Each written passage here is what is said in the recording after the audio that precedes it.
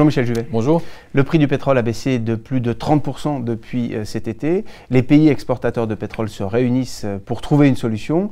Comment expliquer cette baisse vertigineuse? La raison est essentiellement liée à un excès d'offres qui est arrivé sur le marché. Il faut quand même se souvenir que les États-Unis ont énormément développé la production de pétrole depuis quelques années. Ils importent à peu près un quart de moins de pétrole depuis 2007. Et surtout aujourd'hui, ils sont le principal producteur de pétrole devant l'Arabie Saoudite et devant la Russie. Donc c'est cet excès d'offres amené par les producteurs américains dans un environnement de demande normal qui a fait que le prix a beaucoup baissé. Et ce d'autant plus que l'Arabie Saoudite aussi, pour d'autres raisons, a décidé d'augmenter un petit peu sa production. Et ce n'est donc plus l'OPEP qui aujourd'hui contrôle les prix? Absolument. L'OPEP n'est plus un facteur de changement de prix. Le facteur de changement, c'est la production américaine. Est-ce qu'elle est capable de produire plus ou moins? Et c'est ce qui fait baisser ou monter le prix du pétrole aujourd'hui. Alors les avantages du cartel, à savoir un certain lissage des prix et une diminution de la volatilité, aujourd'hui, tout cela n'existe plus finalement. Absolument. Et c'est vrai qu'il y avait un avantage au cartel qui lissait les prix dans une certaine mesure. Aujourd'hui, cet avantage a disparu. On a gagné une indépendance énergétique par rapport au Moyen-Orient, mais peut-être au détriment d'une dépendance aux forces du marché qui peut être très très violent dans le mouvement des prix à la hausse comme à la baisse. Et fondamentalement, qu'est-ce que cela change? Ça change dans le sens que pour rétablir un équilibre aujourd'hui, ce n'est donc plus le cartel qui peut le faire. Ça ne peut venir que parce que les producteurs de pétrole décideront de couper leur production, et les producteurs américains en particulier. Et cela signifie que ces producteurs tiendront et produiront tant qu'ils gagnent de l'argent.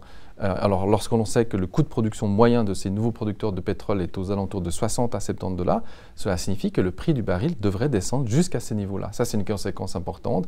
Ce prix descendra jusqu'à ce que ces producteurs ne gagnent plus d'argent. Ça signifie donc qu'on aura une volatilité importante à la baisse encore, et probablement également à la hausse lorsque le prix du pétrole repartira. Puis, comme une idée importante aussi, c'est que cela remet en question quand même cette idée d'un pétrole rare et très cher, puisqu'il y aura toujours maintenant un producteur supplémentaire qu'est le producteur américain pour produire quand il y aura besoin de pétrole.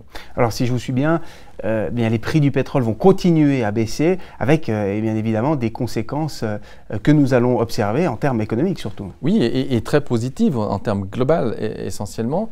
Alors la baisse est récente, mais elle va durer, et sur l'espace d'une année, à cette baisse de prix équivalente, on devrait générer probablement 1% à 1,5% de plus de croissance dans le monde, ce qui signifie que la croissance mondiale 2015, qui est estimée à 3,6% aujourd'hui, elle devrait être à 4,5% l'année prochaine au moins. C'est un gros changement dans les perspectives économiques.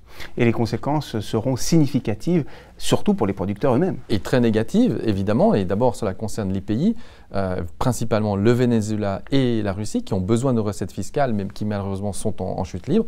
Ça concerne aussi les pays du Golfe, qui ont besoin aussi de recettes fiscales, à un moment donné où il y a des pressions sociales importantes et des tensions religieuses importantes.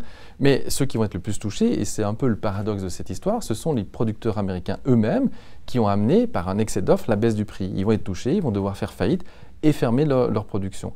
Et ça, c'est un élément qui est un peu inquiétant quand même, cette fois du côté financier, parce que ce secteur énergétique a été un des secteurs qui a le plus emprunté dans le marché de la dette à haut rendement et au risque. Et une déstabilisation de ce secteur pourrait contaminer l'ensemble du marché de la dette à haut rendement aux États-Unis. Et au bout de tout cela, quelle est votre conclusion en termes d'investissement? La conclusion reste plutôt positive sur les marchés actions, en tout cas dans les pays occidentaux qui consomment de l'énergie et du pétrole, dans les pays asiatiques qui consomment du pétrole pour produire des biens manufacturés.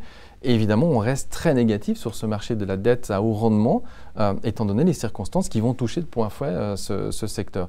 Et surtout, dans un environnement où la Banque centrale américaine ne sera plus là pour mettre autant de liquidités à disposition dans ce marché de la dette. Merci beaucoup, Michel Juvet. Merci.